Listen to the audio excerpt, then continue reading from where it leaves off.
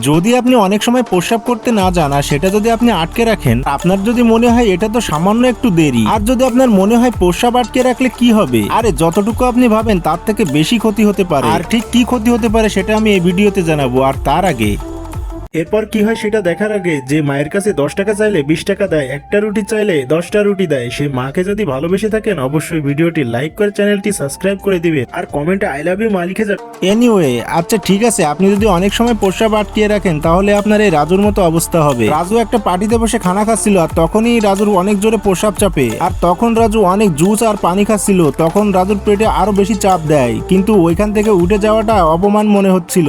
সবাই রাজুকে জোর করে বসিয়ে দেয় আর রাজু কোনোভাবে অনেকটা সময় ধরে প্রস্রাব আটকে রাখে। যখনই দাওয়াত শেষ হয় রাজু দৌড়ে যায় টয়লেটে এবং প্রস্রাব করতে যায়, কিন্তু তখন রাজুর প্রস্রাব হয় না, কারণ অতিরিক্ত প্রস্রাবের চাপে রাজুর প্রস্রাবের থলিটা ফেটে গেছে। প্রস্রাব রাজুর পেটে পুরোটাই ছড়িয়ে গেছে, আর যার কারণে রাজু 11 দিন অসুস্থ ছিল আর পেটে অনেক ব্যথা অনুভব করছিল, কারণ তার পুরো শরীর কাজ করা বন্ধ করে দিছে। শেষে রাজু মারা যায়।